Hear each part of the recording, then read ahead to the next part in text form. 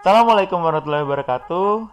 Kembali lagi di channel saya bersama Nova Noftian Permana. Hari ini kita akan membahas tentang pentingnya Pancasila dalam kehidupan berbangsa dan bernegara. Seberapa penting sih Pancasila dalam kehidupan berbangsa dan bernegara itu? Kita lanjut aja ya. Jadi, Pancasila adalah ideologi dasar bagi negara Indonesia. Pancasila terdiri dari dua kata dari bahasa Sanskerta, yaitu yang pertama adalah panca, yang berarti ada 5. Yang kedua adalah sila, yang berarti prinsip atau asas. Jadi Pancasila ada 5 prinsip atau 5 asas berdirinya bangsa Indonesia. Pancasila merupakan rumusan dan pedoman kehidupan berbangsa dan bernegara bagi seluruh rakyat Indonesia. Lalu di sini dalam bukunya Nur Misbakri tahun 94 halaman 183 sampai 185, dalam bukunya ada uraian kelima sila dalam Pancasila. Pedoman dalam penghayatan dan pengamalan Pancasila dituangkan dalam ketetapan TAP MPR nomor 2 garis miring MPR garis miring 1978. Penjabaran ketetapan MPR itu adalah sebagai berikut. Yang pertama, sila ketuhanan yang Maha Esa. Percaya dan takwa kepada Tuhan yang Maha Esa. Kita harus percaya bahwa di dunia ini ada Tuhan. Itu kenapa sila pertama adalah ketuhanan yang Maha Esa. Karena di negara ini mempercayai ada 5 agama.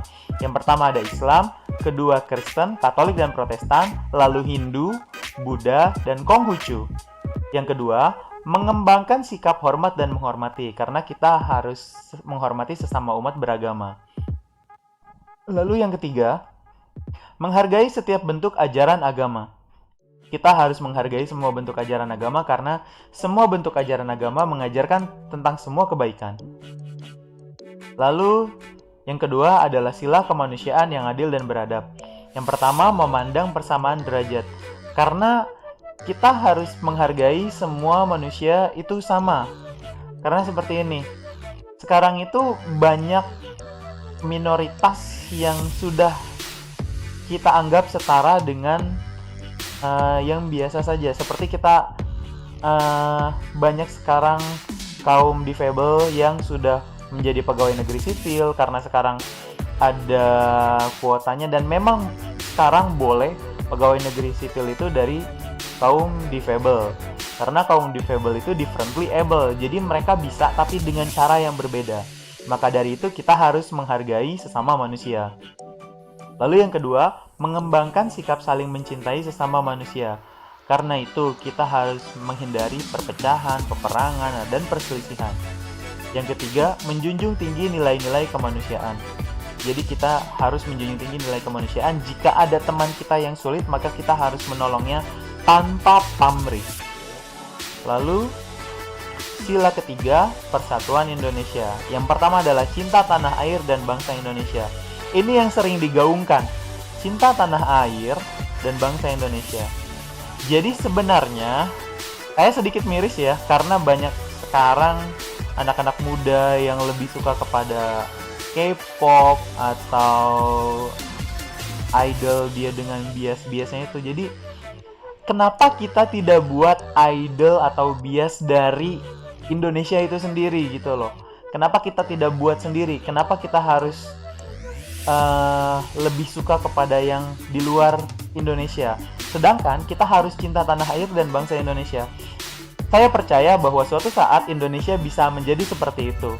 Sumber daya manusia harus lebih dikaryakan, dimajukan, maka semua warganya akan mencintai negara Indonesia ini. Lalu yang kedua, mengembangkan rasa persatuan dan kesatuan atas dasar Bhinneka Tunggal Ika. Jadi kita harus bersatu atas dasar Bhinneka Tunggal Ika. Jadi gini loh, banyak hal yang sekarang karena kita berbeda agama berdebat, kita berbeda pandangan berdebat, bahkan satu agama pun berdebat. Jadi kita harus tetap bersatu, jauhi perselisihan, jauhi permusuhan, cintai persatuan dan kesatuan, maka kita akan mendapatkan semua kemuliaan di mata Tuhan. Lalu yang ketiga, bangga sebagai bangsa Indonesia. Kita harus bangga sebagai bangsa Indonesia karena saya ambil contoh karena saya juga seorang gamer. Jadi banyak gamer Indonesia sekarang yang mulai naik ke kancah dunia dari game Free Fire, PUBG Mobile, bahkan Mobile Legends dengan tim EVOS World-nya. Jadi banyak sekali yang sekarang gamer-gamer Indonesia yang mengharumkan nama Indonesia di mata dunia. Kita harus dukung mereka. Lalu yang keempat ada sila kerakyatan yang dipimpin oleh hikmat kebijaksanaan dalam permusyawaratan perwakilan. Yang pertama, menghormati dan menjunjung tinggi setiap hasil keputusan musyawarah.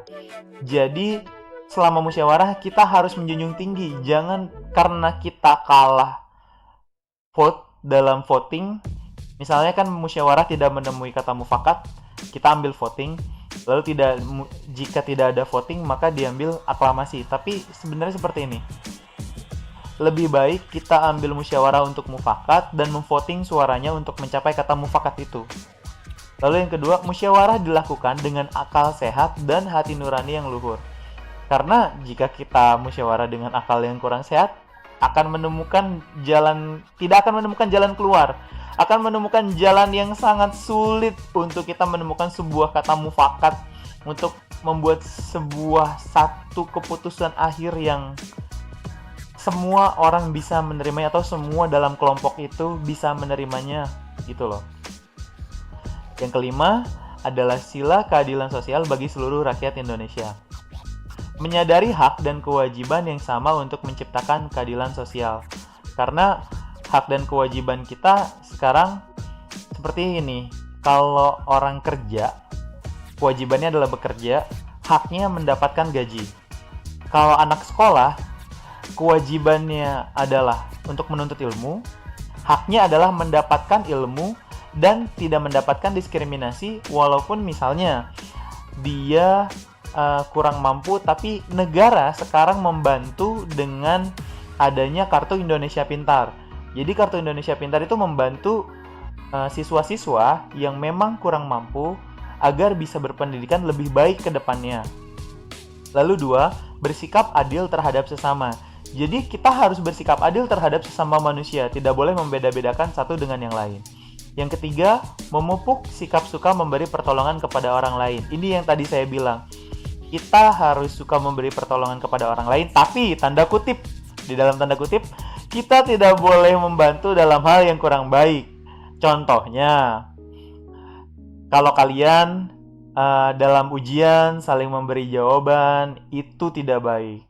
Jadi kalau ujian ya kerjakan masing-masing, jangan mencontek. Tapi pertolongan kepada orang lain, semisalnya ada teman yang terkena musibah kecelakaan, entah itu kebakaran, entah itu mungkin keluarganya ada masalah. Jadi kita harus membantu jika memang ada teman kita atau saudara kita yang memang membutuhkan pertolongan kita. Tapi ingat, tidak boleh memberikan pertolongan dalam hal yang buruk. Lalu kita lanjutkan. Di sini ada aplikasi Pancasila sebagai dasar negara. Pembangunan nasional harus mendasarkan pada hakikat nilai-nilai sila-sila Pancasila dengan mewujudkan peningkatan harkat dan martabat manusia secara konsisten berdasarkan pada nilai-nilai hakikat kodrat manusia. Jadi, kodrat manusia kita memang di mata Tuhan itu sama. Pancasila mengarahkan pembangunan agar selalu dilaksanakan demi kesejahteraan umat manusia dengan rasa nasionalisme atau cinta tanah air, kebesaran bangsa, dan keluhuran bangsa sebagai bagian dari umat manusia di dunia. Pembangunan di segala bidang selalu mendasarkan pada nilai-nilai Pancasila. Lalu, yang terakhir ini di bidang politik, Pancasila menjadi landasan pembangunan politik dan dalam prakteknya menghindarkan praktek-praktek politik tak bermoral, tak bermartabat sebagai bangsa yang memiliki cita-cita moral dan budi pekerti yang luhur. Karena saya percaya, penerus bangsa ini akan memiliki moral dan budi pekerti yang sangat luhur. Karena kita adalah bangsa yang berbudi pekerti yang sangat luhur. Terima kasih telah mendengarkan saya. Jangan lupa like, komen, dan subscribe. Terima kasih. Assalamualaikum warahmatullahi wabarakatuh.